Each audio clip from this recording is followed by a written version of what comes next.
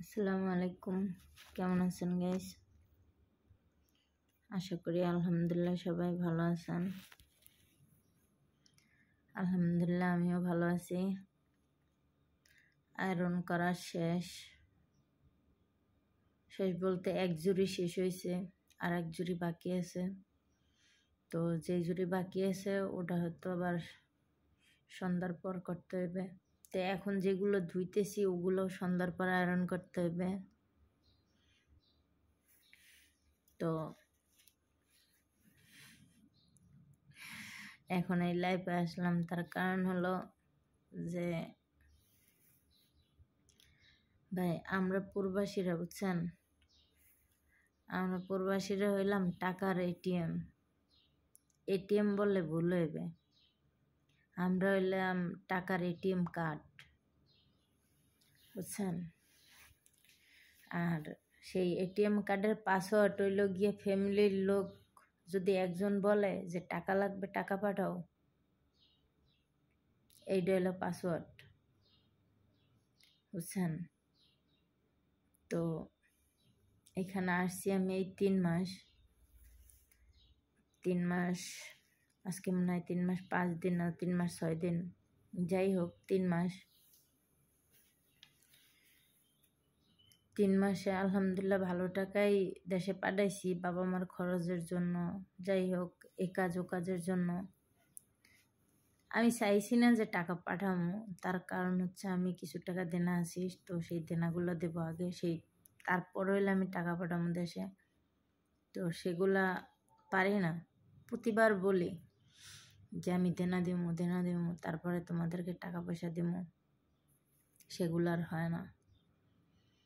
তো আমি চাইতেছি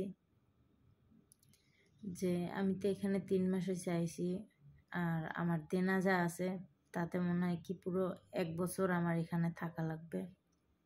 1 বছর থাকলে হয়তো মনে হয় আমি দেনা কিছু দিতে পারবো। তা আমি চাইতেছি যে প্রতি বছর ঈদে তো আমি বাড়িতে থাকি, আর এবার ঈদে আমি বাড়িতে নাই। তো যাই হোক এবার ঈদে আমি টাকা পয়সা কিছু দিব না, তার কারণ হচ্ছে যে আমি কিছু টাকা, যে বললাম যে কিছু টাকা দেনা আছে, সেই দেনাটা পরিশোধ করব আগে। তারপর হচ্ছে গিয়ে আমি মরে গেলেও আমি শান্তি পাবো, ঠিক আছে। তো এই কথা আমি আমার বাড়িতেও জানাই দিছি যে আমি টাকা পয়সা দিতে পারবো না,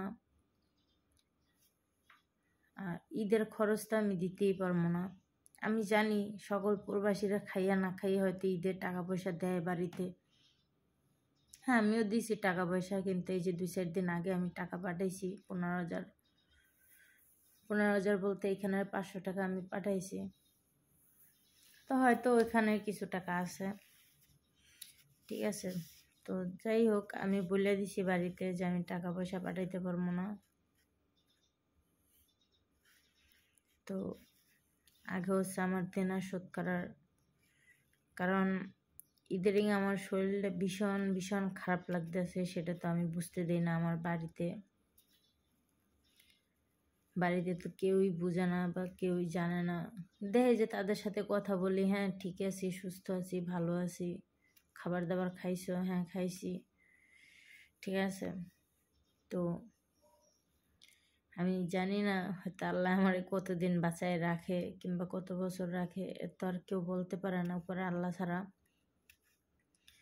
তো সেই জন্য আর কি আমি চাইতেছি যে আগে হচ্ছে আমার দেনাগুলা দেওয়া।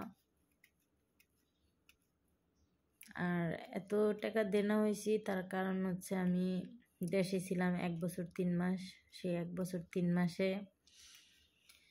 অ্যাকচুয়ালি আমি মানুষের থেকে টাকা নিয়ে কখনো আমি খাই নাই, সে টাকা নিয়ে হয়তো যে কোনো একটা কাজ করছি, যাই হোক সেই জন্য হলে দেনা হয়েছি আমি।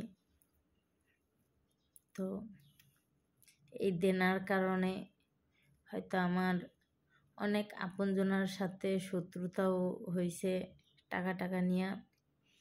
যাই হোক কথায় বলা না, টাকা থাকলে পর আপন হয়ে যায়, আর টাকা না থাকলে আপন হয়ে যায় পর, ঠিক আছে।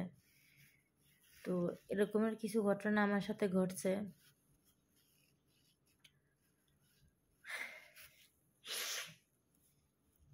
তো আমি চাইতেছি সেই জন্য যাই হোক আগে হচ্ছে আমার দেনা টেনা দেওয়ার, তারপর হচ্ছে বাড়িতে টাকা পয়সা পাঠামো।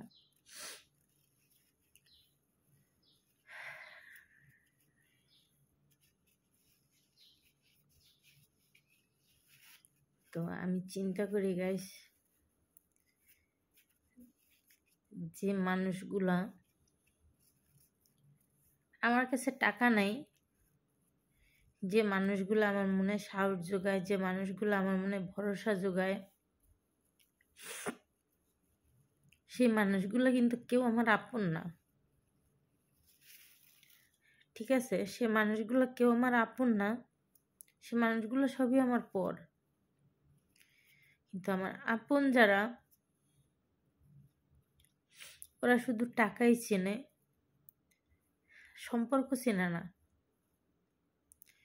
তো এই টাকা নিয়ে আমার আপন, আমার ঘরের লোকের সাথে আমার শত্রুতা। ঘরের লোকের সাথে বলতে আমার বাবা মা না, অ্যাকচুয়ালি আমার, যাই হোক আমি বলতে চাই না। তো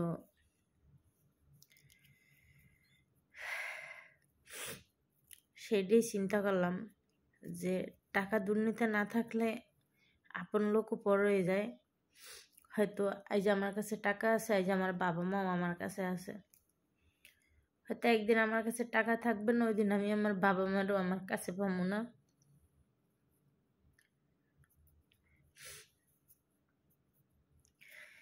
তো আমি এখন এই লাইফে আসলাম আপনাদের কাছে শেয়ার করতে, এইটাই যে টাকা থাকলে আত্মীয় স্বজনের অভাব নেই, আর টাকা না থাকলে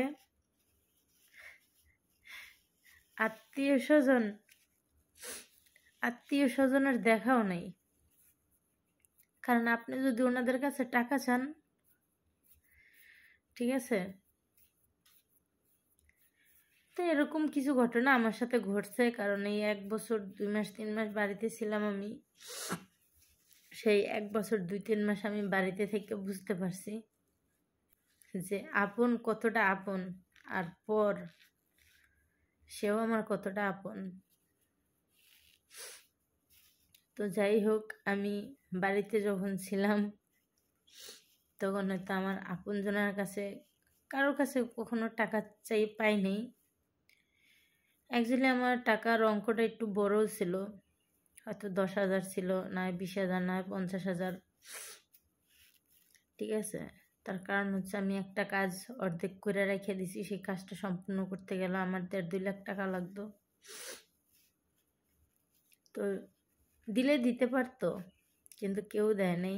তার কারণ হচ্ছে যে আমি 1 বছর 2-3 মাস দেশে, যদি আমি বিদেশে না আসতে পারি, যদি আমি তাদেরকে টাকা পয়সা না দিতে পারি, তারপরে হচ্ছে আমার যে সমস্যা, ঠিক আছে, মানে আমার নিজের শারীরিক কিছু সমস্যা আছে, সেই সমস্যার কারণে হয়তো মৃত্যু কারো কাছে বললে আসে না। হয়তো আমি মরে গেলাম, তাদের থেকে টাকা নিয়ে সেই টাকাটা দেব কে, সেই টাকাটা শোধ করবো কে? ঠিক আছে, তো একথা আমি শুনছি, আমার আপন লোকেরাই বলছে যে ওর জীবনের কোনো গ্যারান্টি নাই, তোরা টাকা দিয়ে বুকবকে। যাই হোক, তো ওই মানুষগুলোর আমি দেখাই দিতে চাই, আপনারা দোয়া করবেন আল্লাহ যতদিন আমার বাঁচায় রাখে ততদিন আমি চেষ্টা করব তাদেরকে দেখাই দেওয়ার জন্য যে না, একটা মেয়েও কিছু করতে পারে। তারপরে সেই মেয়েটার ইচ্ছা মতন সে মেয়েটা একটা কাজ করছে, একটা কাজ ধরছে, তো সেই কাজটা সে সম্পূর্ণ করে ছাড়ছে, কোনো মানুষের হেল্প ছাড়া, কোনো মানুষের সাহায্য ছাড়া। তো যাই হোক, আপনারা দোয়া করবেন। কাছে কথাগুলো আমি বলতে চাইছিলাম না, বলছি তার কারণ আমার মানে একা একা যখন আমি থাকি খুব খুব খুবই কষ্ট হয় যে 1 বছর 3 মাস পর আমি এই কাতারে আসছি, এই 3 মাস। তো এই একটা বছর আমি দেশে ছিলাম, দেশে থেকে আমি একটা কাজ গুছাইছি।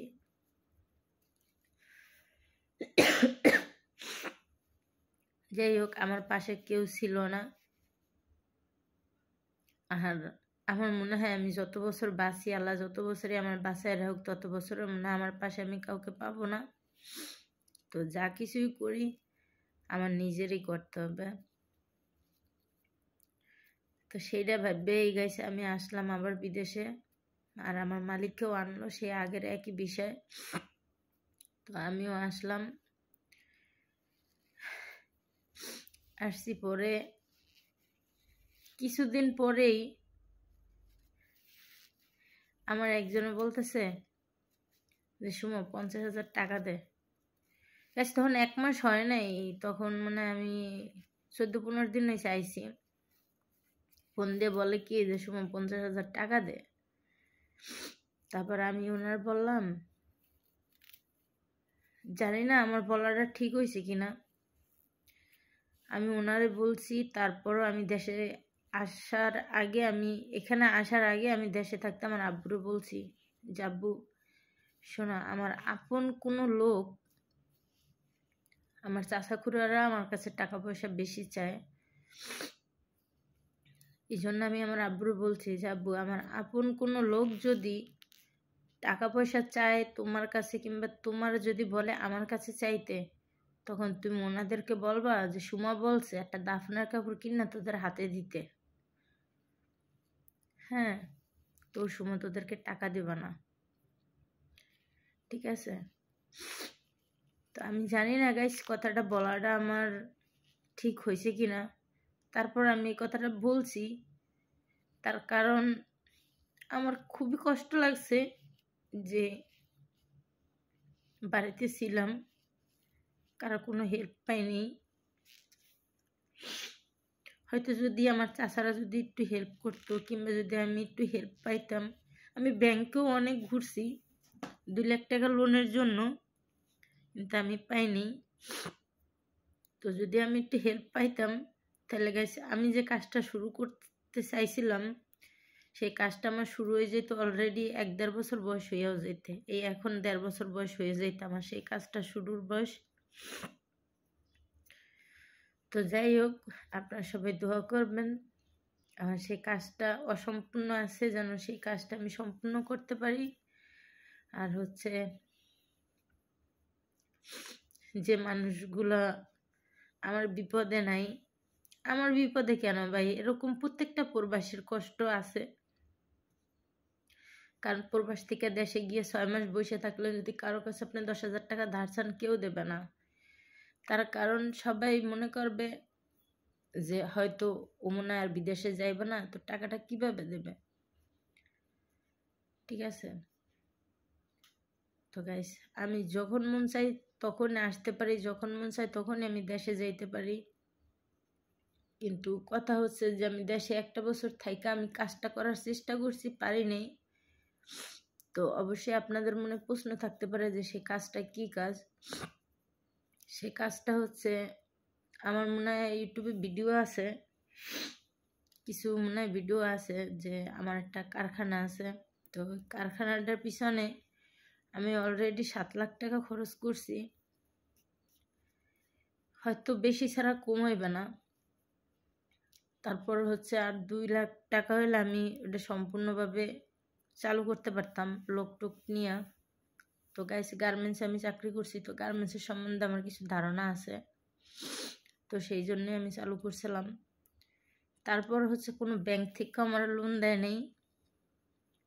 একটা নারী উদ্যোগ হিসেবে আমি লোন চাইছি, সেটাও আমি পাইনি। তো গাইস, অনেক কষ্টে আমি আসছি এইবার বিদেশে। তো আলহামদুলিল্লাহ, এখন আমার ইচ্ছে এটাই যে হয়তো কিছু টাকা দেনা আছে, সেই দেনাগুলো আমি দেওয়ার পরে হয়তো কিছু টাকা আমার হাতে নিয়ে তারপরে দেশে যাবো। তার আগে হলো গাইস, আমার কাতারে সম্ভবত ডাক্তার দেখানোর হইতে পারে, আমি সঠিক জানি না, কারণ মালিকের চেষ্টা করতেছে আমার ডাক্তার দেখানোর জন্য কাতারে। যদি ডাক্তার দেখাইতে পারি তো কাতারে দেখাবো, আর যদি না পারি তাহলে মালিক আবার ইন্ডিয়ার মুম্বাই কথা বলছে, তো সেই মুম্বাই হসপিটালে যাব। আর তারপরে যদি কিছু টাকা পয়সা থাকে তারপর হয়তো সেটাতে হয়তো আমি কারখানা চালু করতে পারবো। তো যাই হোক, আপনারা দোয়া করবেন আমার জন্য, যেন একজন সফল নারী উদ্যোক্তা হিসাবে আমি কাজ করতে পারি। তো আমি জানি আমার এই কথাগুলো হয়তো আপনাদের ভালো লাগবে না, তারপর গাইস কিছু কথা আমার মনের আবেগ থেকে বেরোয় গেছে। কারণ একটা কষ্টের কথা যদি মনে ওঠে, ওই কথাটা যদি আমি সঠিকভাবে বলতে না পারি, তাহলে কিন্তু গাইস ওইটা আমার মনের ভিতর থাকলে কিন্তু আমার মনটাকে পুরো ছারখার করে দেবে, ঠিক আছে? তো একটা কথা বলছি, যে টাকায় নিজের রক্তের সম্পর্ককেও আলাদা করে দেয়, ঠিক আছে? তো আমার মতন কেউ এমন ভুল করবেন না যে একজনের টাকা দিবেন সে না শিখে যাবে। তো গাইস এরকম না আমার সাথে ঘটনা ঘটছে বিধায় আমি বললাম। তো আমার ভিডিওটা আজকে অনেক বড় হয়ে গেছে, তো যদি ভুল কিছু বলে থাকি অবশ্যই মাফ করে দিবেন। আর ছোট বোন হিসেবে ক্ষমা করবেন। সবাই ভালো থাকবেন, সুস্থ থাকবেন। আল্লাহ হাফেজ, আসসালামু আলাইকুম।